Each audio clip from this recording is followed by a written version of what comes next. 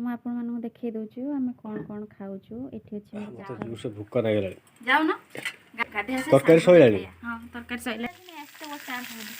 କେତେ ଅଟେ କିଏ ଖାଇଥାନ୍ତା ହେଟା? ମୁଁ ଖାଇଥାନ୍ତି ଏକୁଟିଆ। हेलो गाइस जय जगन्नाथ मु राजलक्ष्मी पुणी थरे नुआ ब्लॉग को मोर स्वागत करुछि। आशा करुछि आपण मानकु भल लागिबो। तो चलंतु देखिबा कोन करुछि। माँ तार बैगण पुड़िले भात खाइए से पखाल भात खाइए गरम भात खाइए दिन माछ भजा हो तरकारी रंधा हे कि तरकारी को अपेक्षा कर शुकुआ बैगण पुड़ी की भात खाइए।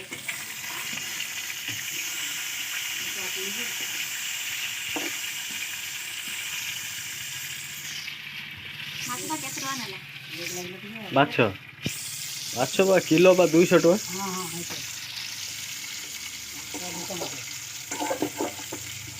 यही पुड़ दो ना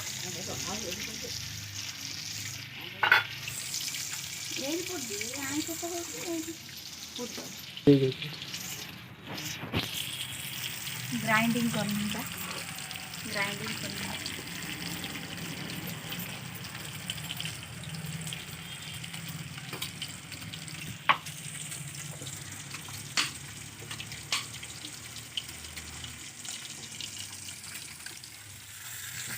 मिलो कौन करछो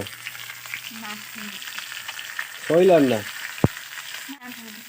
केते अटे किए खाई जांदा का मु खाई खाती एकुटिया हां खाई परियो माछर मुंड मते भल लागे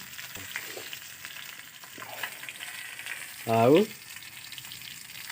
एसे चले तरकारी हबो मसला ग्राइंडिंग करी आनছি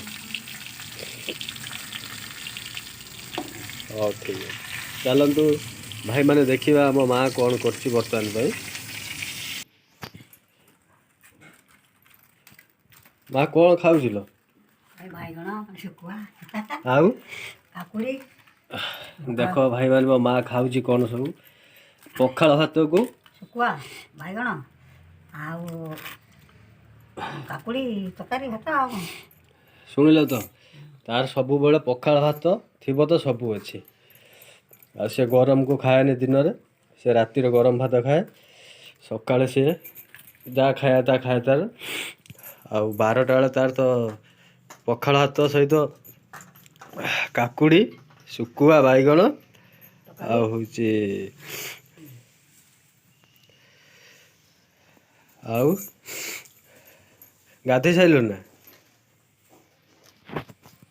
गाधे साइल ना तू गाधे साइल गाधे साई पूरा से बर्तमान भाई खाइबार चलचे। हाँ ठीक अच्छे भाई माने चलो देखिए हेटी कौन करछि मिलू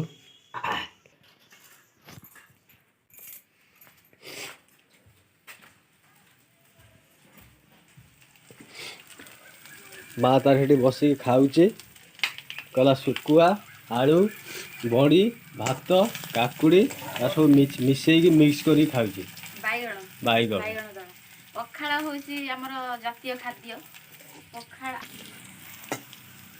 पखाल बिना बंची होबनी गरम दिन हो बा शीत दिन हो कि वर्षा दिन पखाल थिले तो सब अच्छे। पखाल होची ओडिशार प्रथम खाद्य जे कि आत्मा शांति गला बेला गोटे खाद्य ओहो पखाल आई लव पखाल मु पखाल को बोलते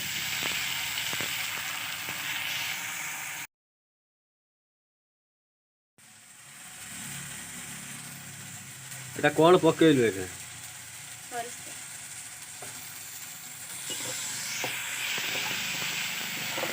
आमिषर सोरिष तेलटा भल तू जेड भल आमिषर सोरिष तेल भल मत क्या भल लगे कमेंट निश्चित जनातु तरकारी सोरिष तेलटा पड़ा क्या भल लगे कमेंट निश्चित जनातु।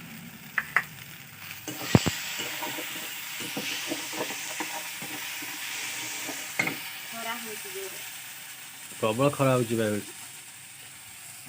बिलाती केते पकेइबो मसला टे तेल छाड़े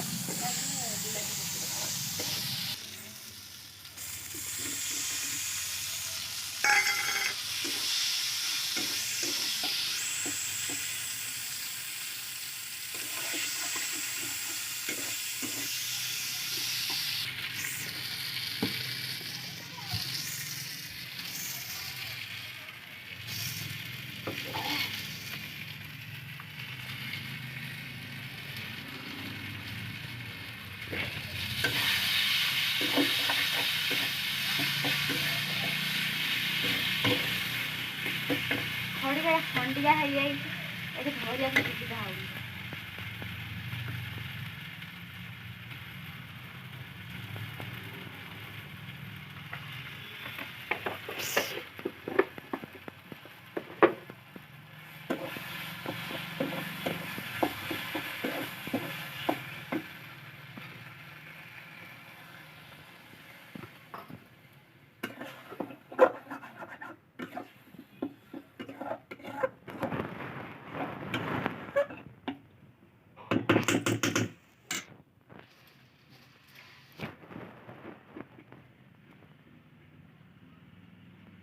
ଗାଧେଇକି ଆସି ସାରିଲେଣି, ତ ଆମେ ବଡ଼ାବଡ଼ି ବି ମୁଁ କରିସାରିଲେଣି, ଖାଇବୁ ଯାଉଛୁ। ଆପଣମାନଙ୍କୁ ଦେଖେଇ ଦେଉଛୁ ଆମେ କ'ଣ କ'ଣ ଖାଉଛୁ। ଏଠି ଅଛି ମୋର ପଖାଳ ଭାତ, ସେ ଗରମ ଭାତ ଖାଇବେ। ଏଇଟା ହେଉଛି ଡାଲମା, ଏଇଟା ମାଛ ତରକାରୀ, ମାଛ ଫ୍ରାଏ, ଆଉ ଏଇଟା ସାଲାଡ଼, ଆଉ ରସୁଣ କଞ୍ଚାଲଙ୍କା ଦଳା।